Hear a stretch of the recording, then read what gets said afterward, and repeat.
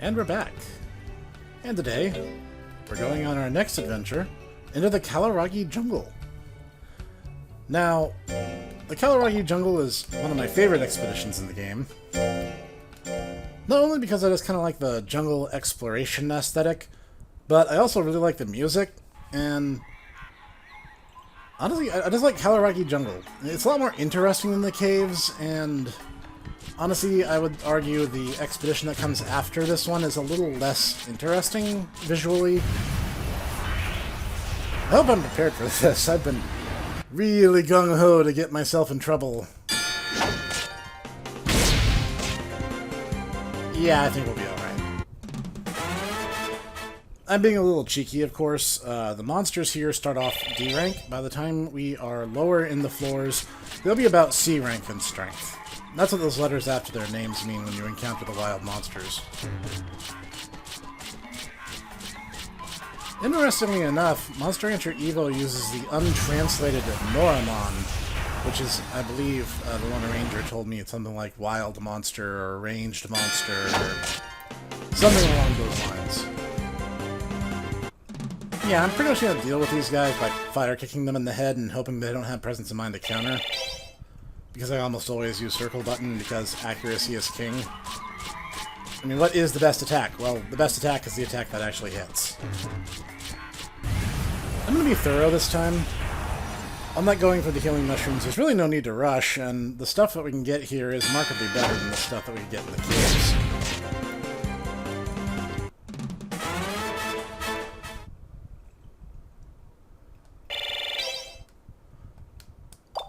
Alright, we're already eating some vendor trash. Which is good. It's about time to start restocking my supply of squids, potatoes, and bananas. Things video games make me say, really.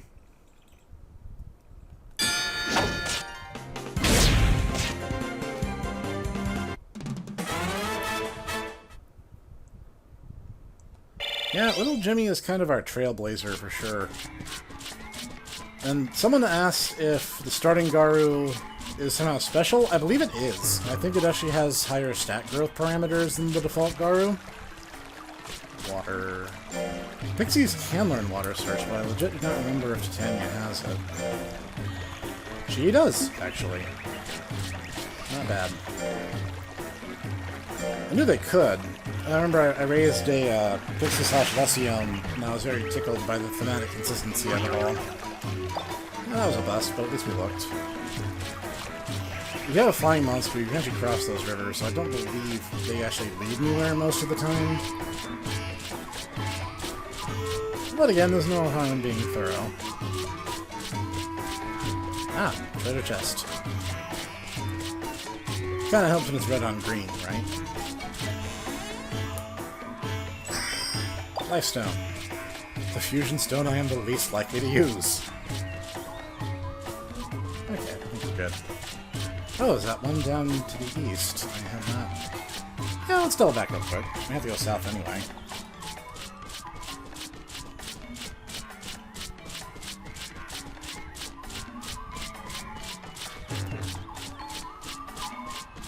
So I hope the week with me being away wasn't too mind-numbing.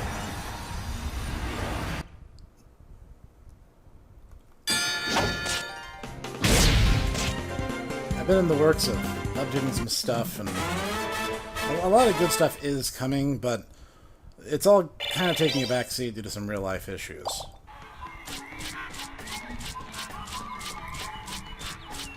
I don't know how much you guys really care about that sort of thing. Yep, treasure chest.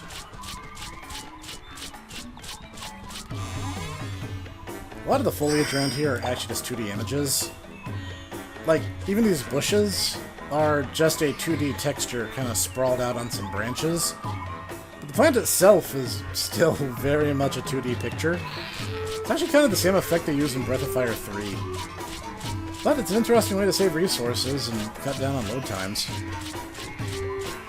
And it still works, like, it still looks, like, decent. I mean, this is obviously a mid-lifespan PS2 RPG, and they wanted to fit a lot of content on the disc, so you do what you gotta do, right?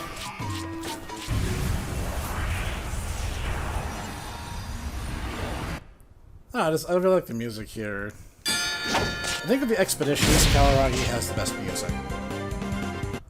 And you'll find the best stuff in later expeditions. But in terms of water lore, nice. Oh, what traits do we have? A lot of these are actually really good. You know, Golden Feet is useless because that's only physical moves. Wind Lancet might use it, but it's like, who cares? It's one move.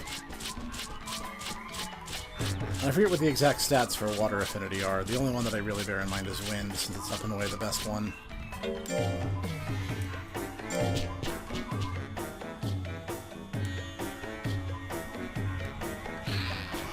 I mean, you guys hear it, right? Like, the music here is really funky. That kind of groove to it makes one kind of like swing faint around here.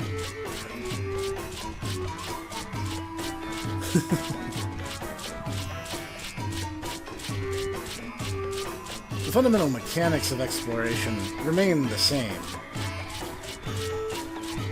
Like, the mechanics don't change, but the way they're presented does. Ah, got another one of these rivers. Looks like this one could cut across to another room, but I don't have a dragon, so that's out of the question.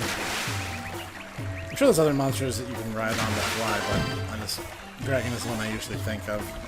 Silver coin. I think 1,000 gold. Which is really funny when you stop to think about it, right? But there's also a special gold coin. I assume because they're like ancient doubloons or something. It's like the currency itself has historic value. That's what I'm guessing at any rate.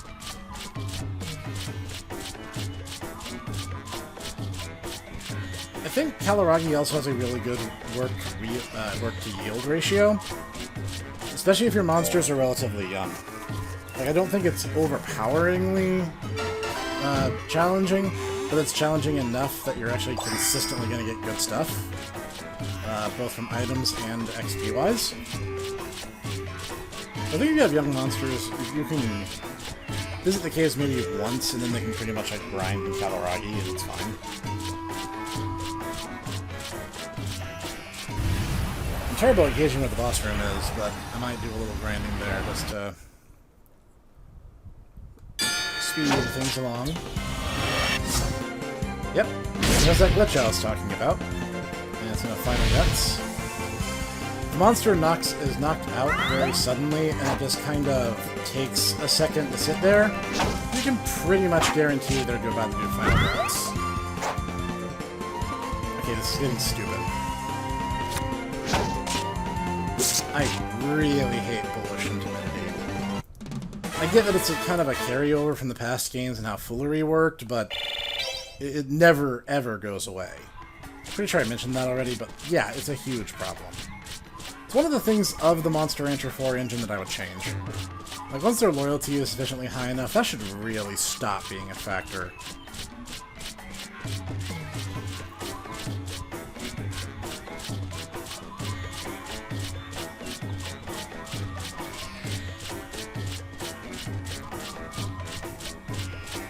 Alright, we're just moving right along then.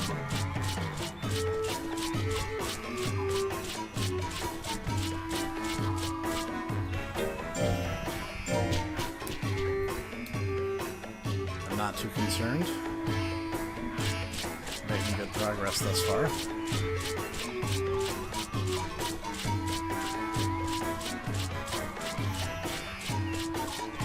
Now, the dungeons can appear random, but they operate under a set of rules. There's no situation you'll ever find where a dungeon is uncompletable because you don't have a particular monster or a particular ability.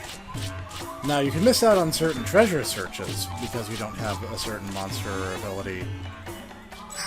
But it's not like you can ever get locked in the actual dungeon. That will never happen. And if it does, you've found some infinitesimally small chance that in all my years of playing the game, I have never experienced. Oh,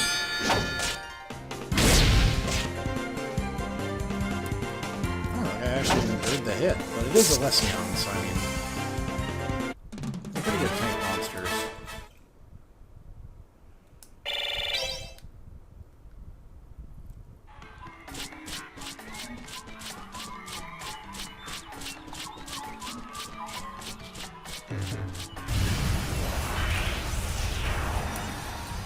Random encounters really are random, you know? Ah, you again.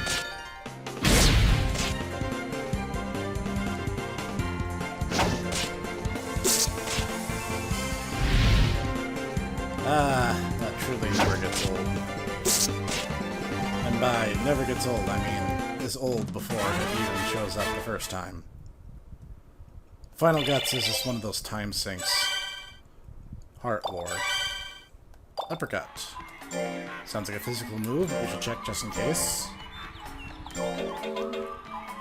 Very much so. Frog, you have got to learn better moves, man. Otherwise, it really has become abundantly clear that maybe Intelligence Plant was a bad strategy. I'm pretty sure, I was pretty confident that plants were mixed attackers back in the PS1 days. But in the interest of fairness, last time I raised a plant was, I think, my last playthrough of the Monster Rancher Evo. I had a plant/Joker, and he did alright. He was pretty strong. Of course, in Monster Rancher Evo, you don't really need to consider too much in terms of stat building. You guys will see what I mean. It's all pretty brain dead. More Rose Perfume, which I believe sells at, I want to say, 2,500 gold a bottle. So, finding that's pretty good. That's another thing. Kalaragi is a good moneymaker. A lot of high HP enemies out here.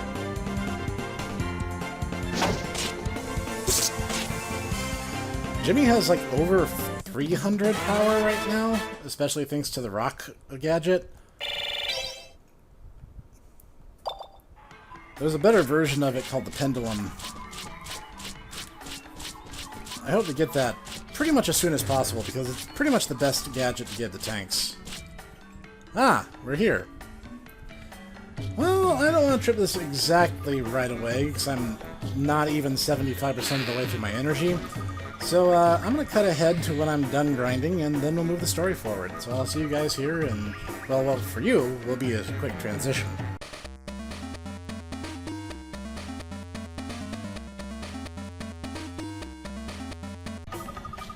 Alright, time to advance the plot.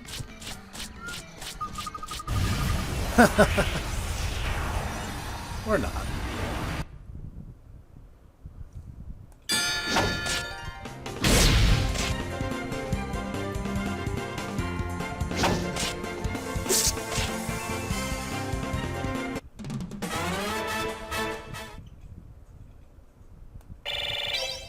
So close to another level up.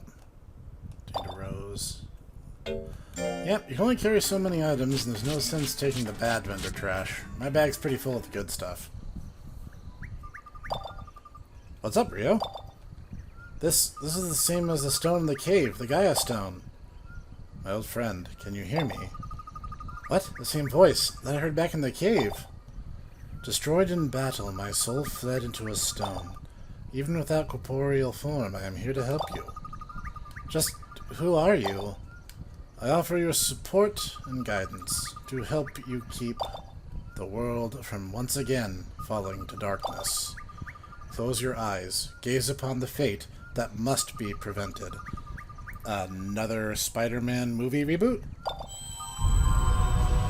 Or that.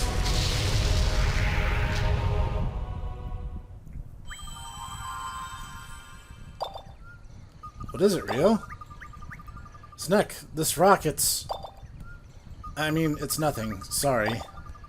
Let's go, Snek. So, our first visit into the jungle was productive in its own right. But it wasn't the junk we needed. So, I'll be jumping ahead to when we resolve that issue. Be back again.